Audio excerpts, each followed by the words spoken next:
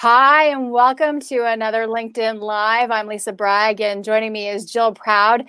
And Jill has so many hats, so I'll let her introduce what hat she's going to wear, talk to us today. But I want to point out our last names, Bragg and Proud. I love it. It's like we made this happen. Anyway, Yeah. Jill, tell me a little bit about who you are and your business. Yeah. So my business is called the Proud Group, and I am, which I actually struggled with when you know branding, because my last name is Proud. It can sound a little like you brag, boastful, and we're going to talk about story and women's voices today. And part of the thing that I struggled with was what do I actually call my company? What I do though is really help people step into their bigger future. So that's my whole passion.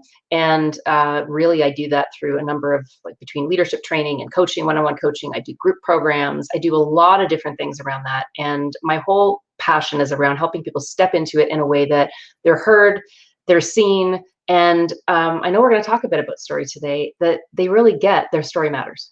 Their story does matter for sure. So thank you. Thank you everyone for joining us. If you have any questions, we do want to answer anything that you might have. So if you have anything to add to it, just put your comments in and I'll follow along and add those to our conversation. So we're live on LinkedIn and Facebook today, Jill. I just thought I would throw that out there to you. Surprise. And see what people are thinking about today as we talk about, I love that you say stand in your brand. You said that to me the other day. What does that mean to you? Stand in your brand. Yeah. I think that one of the things that happens, particularly for women, and that's, most of my audience are women, is that we have a lot of what we call social norms that are unhelpful in us really being able to stand in our own power, to stand for our truth, to stand for in this new world I think we're in. Is brand means something. It means something to take a stand for what's important to you, what your values are, to live them, to show your clients, this is really what you're about. So I think standing in your brand is really about standing in you internally, and how do you engage with the world in such a way that that's in alignment.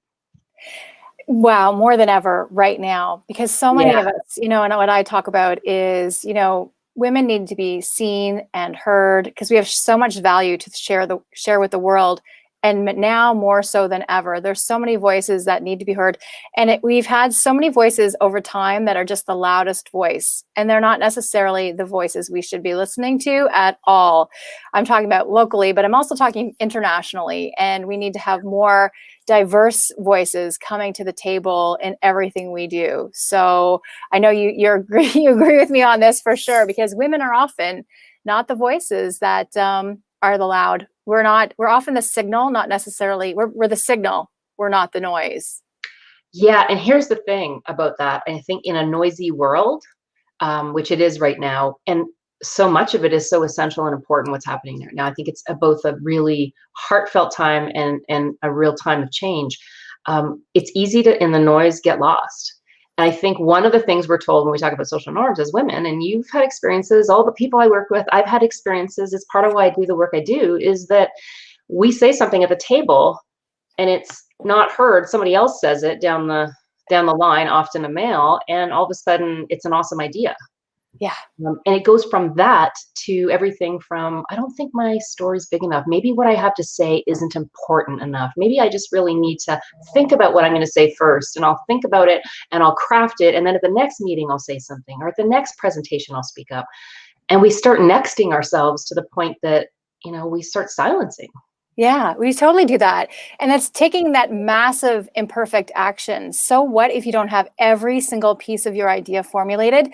That's the whole point when you present it to a group, is that they're supposed to build upon that idea. So my whole thing lately is massive imperfect action. Just jump right in. Let's do it. Let's do it, Jill. I love it. And the thing about it is for women, there's research on this, that we actually definitely identify and struggle more with perfectionism. Oh, we do. It's absolutely. And part of what that means is exactly what you said. We get stuck in the doing it right, getting it right, just a little bit more. If I just did that, and we just start adjusting all over it, instead of actually just saying it. And one of the things I find when I'm working with clients and they're really stepping into actually using their voice, because one of the things we, in promoting this, what we're doing today is all about, impact, confidence, connection. And how you have impact is that people hear you. It's not enough to have it up here and have the thoughts. It's important. It's important that we go up there and think about it. And the courage comes in actually having it come through what I say, come out our vocal cords to actually put it in the world. Because as long as it's up here, it's air. We can't grab it.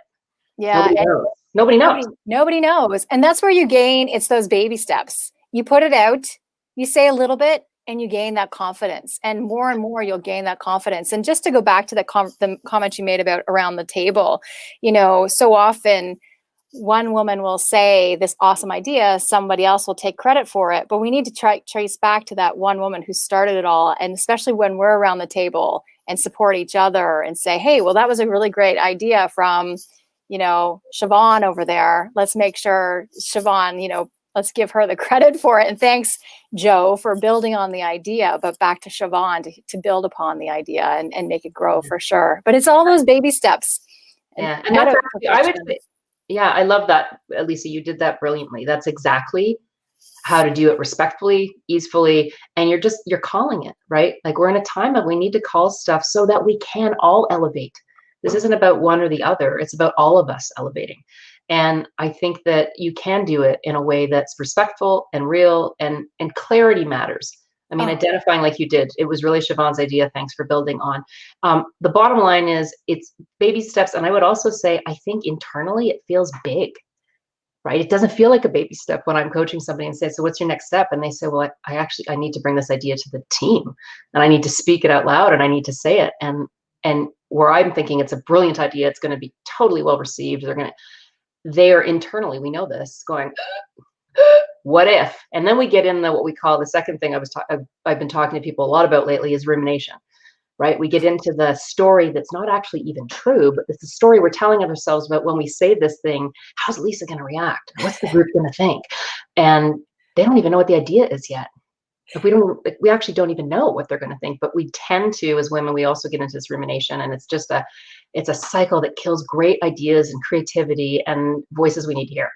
It's the stories we tell ourselves. If you're a follower of Brene Brown, she's really brought it back to life. Whoop, got my audio here. I'm just trying to see if anyone's made some comments. So I'll pause right there and say, if you have any questions and want to think about leadership and owning your voice, we'd love to hear your comments and we'd love to answer any questions you have for the next 15 minutes or so that we have Jill on our LinkedIn and Facebook pages. So come on in and ask some questions. So just to get back to that point, though, it's that baby steps. And you know what? We don't often think about all the politics that go on, and that there's, the internal politics, then there's the, outside of your corporate politics, but then there's the inside, next Zoom call over or next cubicle over politics that inhibit people. How do you help coach them from moving from beyond here and then saying it with the office politics? Do you have any advice for that? I think one of the biggest things, I always come back to, it's about you. So we always start with self-awareness and understanding what is your style. So you've got to understand what your self-talk is. We got to start being really aware of how we're actually talking to ourselves. Mm-hmm. And that helps us actually redirect. So when we have that conversation with ourselves that said, so-and-so may not hear me, or this might not be received well, or last time I said that, so-and-so jumped all over me. And instead of letting that stop us, to stop and say, okay, what's actually true here? What's actually true? Because it's true, they might have jumped on us, but did it actually bring out really great dialogue? Did it actually give us an opportunity to have a really meaningful conversation and come out with something even better than we had before? And I think often we don't think about that. And when we're thinking about politics and how do you manage that, I think politics start with individual thoughts that people are having about each other and what people think. And if we don't actually ask and say, Lisa, let me ask you, we were at that meeting and it felt like, or it looked like maybe you didn't understand, or maybe what I said wasn't received the way I thought it could be, or maybe I didn't articulate. Help me understand what you were thinking, because something happened there. And when leaders do that, I got to tell you, they always say to me, that just completely changed the conversation. And then it was basically kind of done, because either they misunderstood it or they could have the real conversation, which is, you kind of jumped in early, or maybe you talked over people a couple times, or you didn't really articulate, so I wasn't sure what you were really saying. And now I have an opportunity to get better, because I'm actually getting help with feedback that's going to help me articulate myself in a way that people will understand, or manage myself so people will be able to listen to me. Yeah, Um, I think it's a bit of taking that feedback from a place of it's not a negative thing. It's something that I can learn from for sure.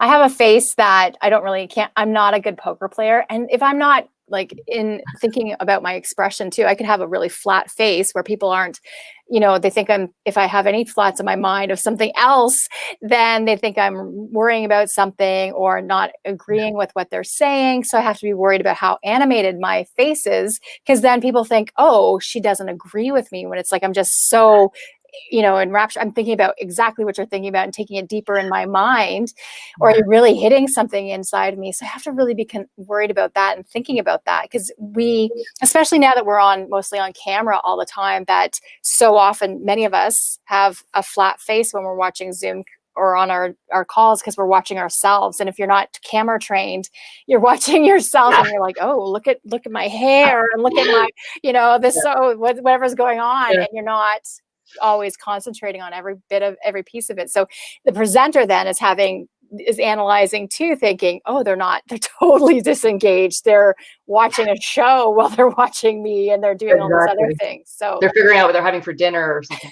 yeah. And I think that's where, I think, when you talk about leadership courage and I think, really owning your voice and having your voice, it means you've got to have some courage. And part of that is actually asking. I think sometimes we just don't ask. Lisa, I noticed you were doing this, and show people. I do that too. I have that same thing. I have one of my clients I worked with, and she self-identifies with it. She has a super intense face. Like, it's really intense. And she knows it. And if anybody calls her, she gets it. She's like, says, people call me on it. It's not you, it's me. Right. And then there's just this language we can talk about that frees us up to actually then get to the real stuff, which is really around, what's your idea? What are you trying to move forward? How can we help amplify this or move this, into another direction that it needs to go? So I think checking in, and sometimes we're not really taught. We get in here and we get in that story that just puts us in a cycle of not being helpful to ourselves or that other person. And I think respectfully as leaders, we need to step up to actually, when we engage and ask, it's a super respectful thing to do. And then you can tell me, and then we have a mutual understanding. And whether or not we're, moving towards resolving it, or at least I understand where you were really coming from. And one of the challenges we have as women is being direct in our ability to really confront and message things in a way that is respectful and direct. You mentioned Brene Brown talks about, kindness is clarity is kindness. And I think that's something we really need a lot more of right now. I think we've been so trained for a while now with having that sandwich, compliment the problem and then the compliment. And that does not work for most of us, where you really do need clarity with kindness. And this is how I'm going to give something direct. I often say now in my coaching and my courses that I will tell people, I'm direct because of my broadcast journalism career. Like that, you have to be direct. You only have one time to communicate with the people who are in your ear, or people who you're about to do the show with, or whatever it is. You only have one chance, so you're direct, and you don't realize that so many people in different corporate settings aren't used to direct, or in education settings. When I had worked a lot with education, always using phrases like "I'm wondering" or "just" or like that preamble softened sentence that people do. People do that. We do have some. And a LinkedIn user saying clarity is kindness. Thank you for joining in. And Nancy Griffin, thanks for joining us. Way to go, ladies. Right on. More and more women's voices need to be front and center, and women need to be champions and sponsors of other women at every age and stage. Keep up the good work. Absolutely. And all voices, and more voices coming to the table, and all of us sharing that opportunity to be heard, because the more of us who are heard, the tide will rise, right, for all of us. And so making sure we amplify each other and support each other in every way we can. So that's really good. Thank you, Nancy, for joining in on our conversation. If you'd like, and if you have a question, please join us. We're looking to hear what you're thinking about standing in your brand, being prepared to say what you need to say to help this world be a better place. The more we can help our planet, our people make profits, the better for all of us. So yeah. Now, Jill, you're working on some new things too. You want to tell us a little bit about your new things? Yeah, I would. So this time for everybody, I think, has been a time of massive change, of norms going out the window, renorming, having to renorm pretty much every week. There's been more sort of distortion, distraction, and just I think, general overwhelm. And then in the last couple of weeks, a lot of big emotions on top of all that.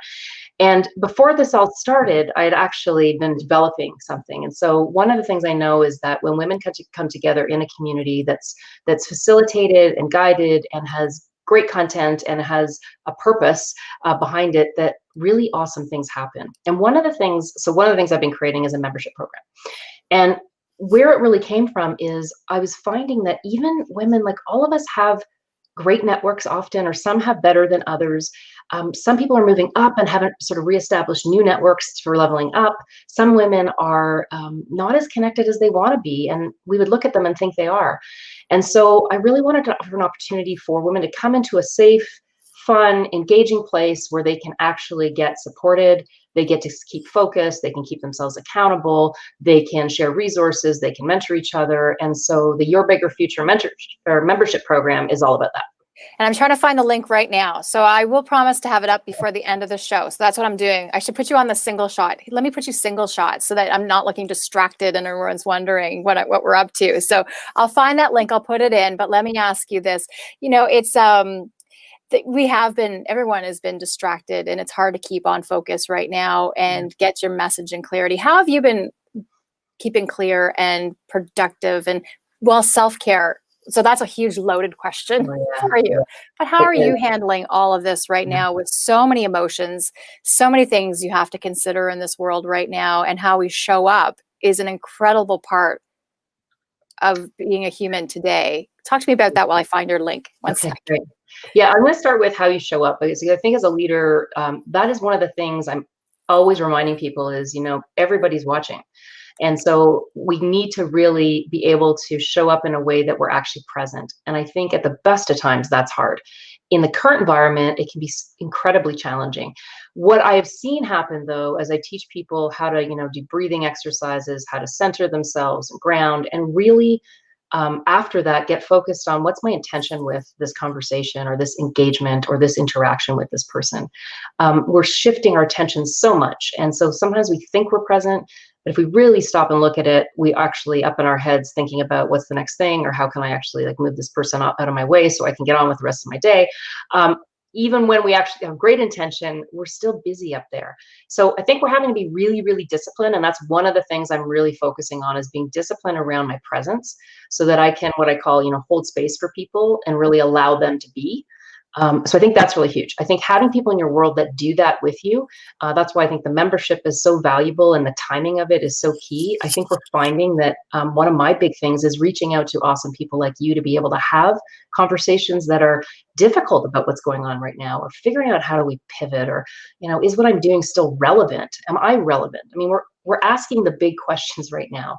So one of the ways I think is getting present and centering. And the other thing is making sure you're connecting with people around you who actually help keep you focused, remind you of your brilliance. They'll simultaneously call you on your stuff, right? When we want to sort of go hide or get quiet. And the bottom line is that we need more of those people in our world than ever, because of just the massiveness of what's happening right now. So I think really finding those people, and I'm curious. I mean, I know I've had a lot of this happen lately, where people are saying, the people I thought would really be there for me kind of haven't. Maybe some people that I thought wouldn't really have. Like, my relationships are shifting, and I think it's really important. I'm doing some work right now with one of my groups around power team. Like, who's your power team? And they're noticing that and sort of saying, yeah, I guess sometimes we're sort of closing off with this relationship, and I'm opening up to other things, because as soon as as soon as you start to level up yourself, you often need new people if there's other people that aren't coming with you. And it's okay. Everybody's great. It's just you need other people to help be there with you to keep you moving.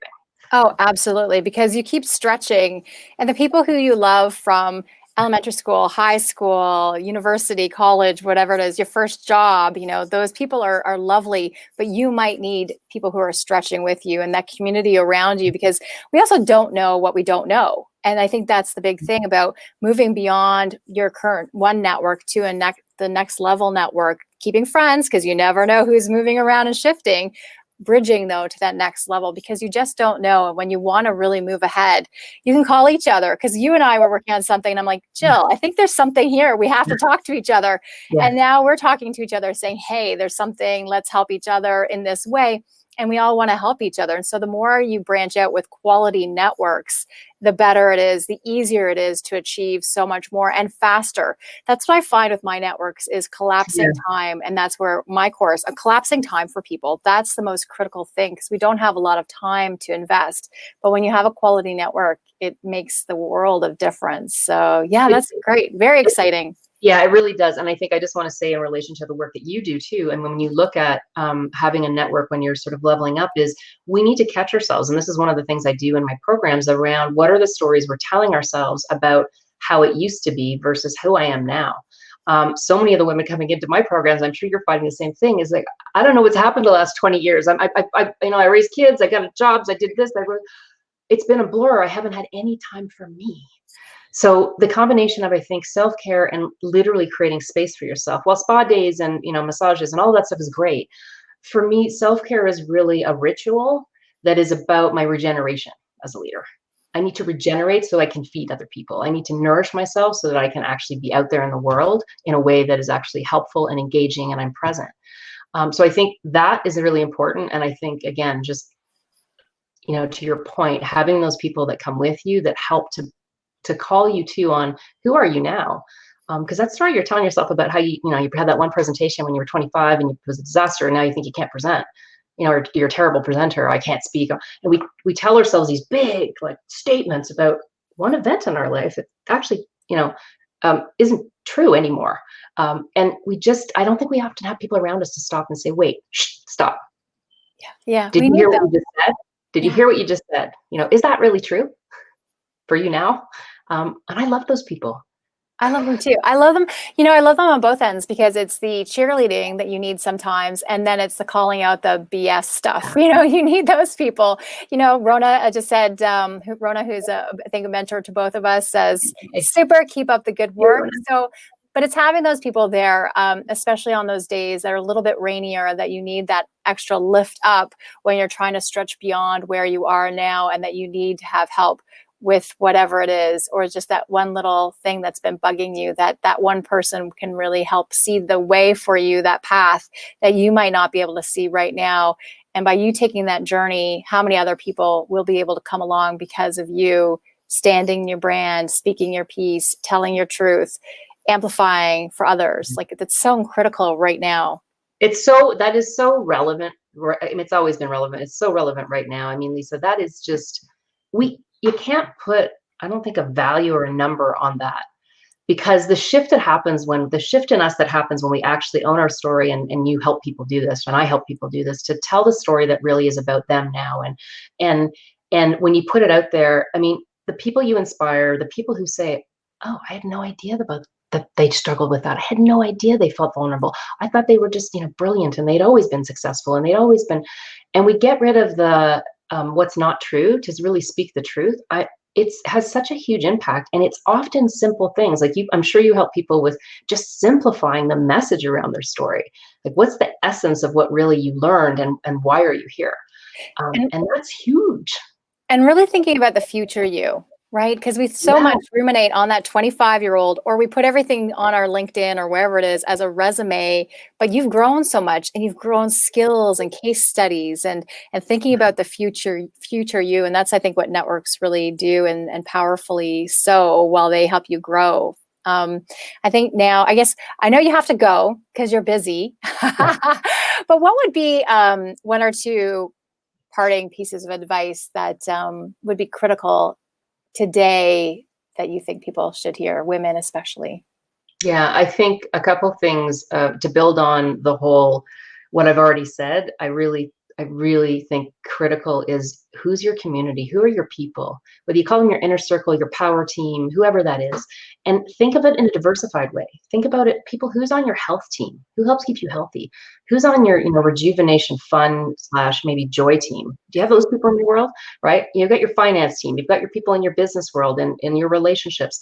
I think that's really key. Taking a critical look right now of who's going to help me get to whether it's that next level, your bigger future, however you say it. So I think that's critical. I also really want to say, I think, keep it simple right now. If you can actually take a breath and get present to what's important in this moment, and why you're focused on this relationship, this particular thing you're doing, why it matters. it brings you a whole lot of your chemicals like flooding that are like triggering you, they calm down.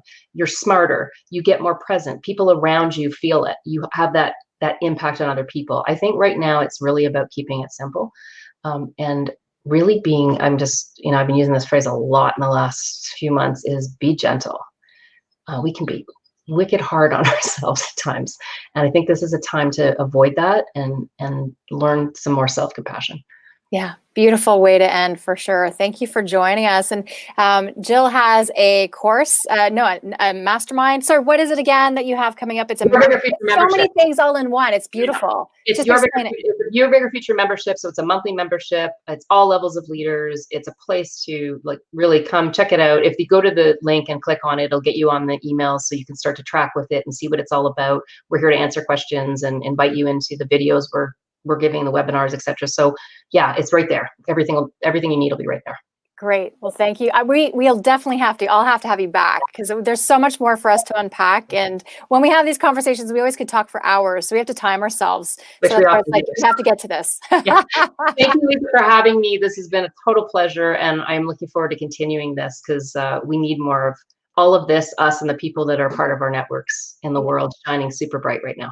Thanks so much. And if you have any questions, Jill and I promise to come back. If you're watching this as a replay, put some questions in the chat box and we'll come back and see what you have to say and get some answers for you. So have a great day. Thanks for watching this LinkedIn Live. Bye-bye for now. Bye.